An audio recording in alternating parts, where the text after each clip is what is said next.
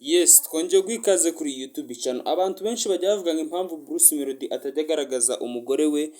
ku mbuga nkoranyambaga ngo hari nuko ashobora kuba afite umugore umuteye isoni, ariko kuri uyu mwanya yaciye agasuzuguro k'abantu bajyaga birirwa bamuvugaho ibintu byinshi bitandukanye, aho yifotoje amafoto agiye atandukanye ari kumwe n'umugore we, andi ayafotoza umugore ayapostinga kuri YouTube ye avuga ko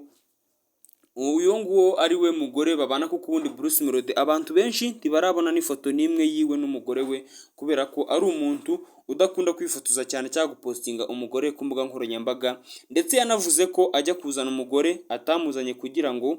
ajye yirirwa amudandaza hirya no hino, ahubwo yazanye umugore kugira ngo yubake umuryango nawe ndetse babashe no kurerana abana babo neza. Bruce Melody ubundi ubusanzwe ni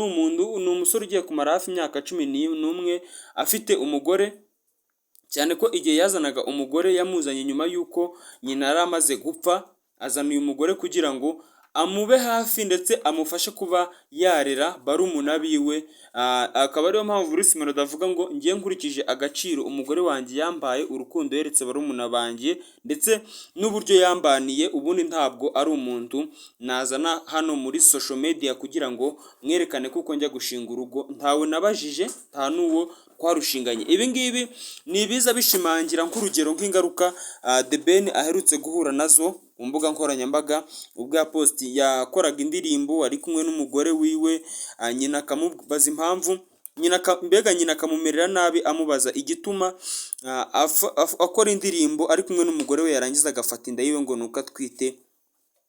akayishyira hanze. Mbega ibingibi akaba ari ibintu nyina yanenze cyane, ariko uyu nguyu Bruce Melody we urugero azatanga nuko ibintu bijyanye na social media abijyamo wenyine, nubwo ari byo bimutungiye umuryango ndetse bikaba binamukije, ku buryo ari umuhanzi wa kabiri ukize hano mu gihugu cy'u Rwanda utunze agera kuri miliyari 2 na miliyoni 800. Uyu nguyu akaba agenda mu modokari ya miliyoni 500, byose akesha imbuga nkoranyambaga, ariko akaba avuga ko nta kintu na kimwe wakora ngo abe yazana umugore muri social media. Nimba ujya unamukurikira uzarebe, nta munsi n'umwe uyu Bruce Melody arigera agaragaza umugore muri social media. Ni rimwe gusa yageze kubaho akavideo nabwo k'umunota umwe, ni umuntu wagafashe nawe abaye nk'ubibye bari gutambuka, ariko ubundi ntabwo babyemeye ko Bruce Melody nimba ari kumwe n'umugore we hagira umuntu uza akaba yafata ifoto cyangwa se akaba yabafotora, kuko Bruce Melody agumiza asobanura avuga ko kuba yarazanye umugore we atamuzanye kugira ngo azajye yirirwa amudandaza ku mbuga nkoranyambaga, ahubwo yamuzanye kugira ngo bubakane urugo, mbega bagire aho bava bagere n'aho bagera. Umugore we yitwa Catherine Ishimwe, uyu nguyu akaba ariwe mugore babana ndetse bamaranye hafi imyaka 11 Bruce Melody yazanye nyuma y'uko nyina yari amaze kwitaba Imana, kugira ngo amufashe kurera bamwe mu bavandimwe bari bato, ko Bruce Melody yari umuntu unyotewe cyane gukora ndetse no kuba yatera imbere mu bijyanye n'umuziki. Reka ngushimire twabanye, ngusaba gukora subscribe. Ciao ciao.